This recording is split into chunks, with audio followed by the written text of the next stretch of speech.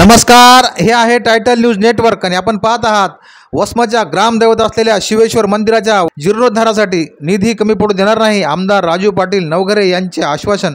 पहा title news network, व्यासपीठ आपल्या हक्काचं।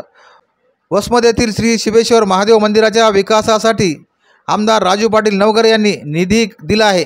या कामाचा भूमिपूजन सोहळा रविवारी पार पडला। या कार्यक्रमासाठी माजी नगराध्यक्ष शिवदास बड्डेवार, व्यापारी महासंघाचे अध्यक्ष सुभाष लालपोतू, सुनील बेले, गणेश काळे, सीताराम मॅनेवार, मनमताप्पा बेले, शिवाजी अल्डिंगे, संजय काबरा यांच्यासह मान्यवरांची उपस्थिती होती। यावेळी माजी नगराध्यक्ष शिवदास बड्डेवार यांनी श्री शिवेश्वर महादेव मंदिराच्या बांधकामासाठी व विकासासाठी निधी द्यावा, मंदिराचा जीर्णोद्धार व्हावा अशी अपेक्षा व्यक्त केली होती। यावेळी बोलताना आमदार राजू पाटील नवघरे यांनी शिवेश्वर महादेव मंदिर हे वसमतचे ग्रामदैवत आहे। या ग्रामदैवताच्या विकासासाठी निधी कमी पडू देणार नाही असे जाहीर आश्वासन दिले आहे। महादेव मंदिराच्या विकास कामाचे भूमिपूजन समारंभासाठी मोठ्या संख्येने भक्त मंडळी, वसमतचे नागरिक, कार्यकर्ते, पदाधिकारी उपस्थित होते। आमदार राजू पाटील नवघरे यांनी वसमत विधानसभा मतदारसंघातील प्रत्येक महादेव मंदिराला निधी देऊन मंदिराचा जीर्णोद्धाराचे एक मोठे काम हाती घेतले आहे। वसमत विधानसभा कार्यक्षेत्रातील प्रत्येक महादेव मंदिर, प्रत्येक धार्मिक स्थळाच्या विकासासाठी व जीर्णोद्धारासाठी सढळ हाताने निधी देणारे आमदार म्हणून राजू नवघरे यांची मतदारसंघात ओळख झाली आहे। त्यामुळे भाविक भक्तांमध्ये आनंदाचे वातावरण आहे। यापूर्वी एवढ्या मोठ्या प्रमाणात धार्मिक स्थळांना व समाजाच्या सभागृहांना निधी देण्यात आला नव्हता।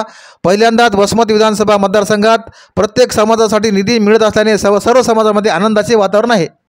महिलांसाठी शौचालय असणं गरजेचं आहे आणि ती गरज तुम्ही तात्काळ ओळखली आणि तुमच्या प्रयत्नामुळे या ग्रामदैवत शिवेश्वर मंदिर आजपर्यंत ठेवतो, जिथं तुमचं आमचं डोकं टेकविण्याचं काम करतो आणि जिथं आल्यानंतर तुमच्या आमच्या मनाला प्रसन्नता लाभते। या धकाधकीच्या जीवनामध्ये ते आपले सगळ्यांचे मंदिरं असतात।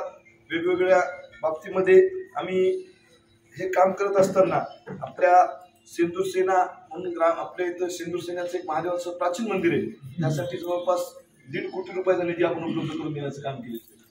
दुसरं, आपण इथं उत्तरेश्वर महादेव मंदिर ठरवण्यासाठी सुद्धा 1.25 कोटी का 1 कोटी रुपयाचा निधी दाखल दिलेला आहे।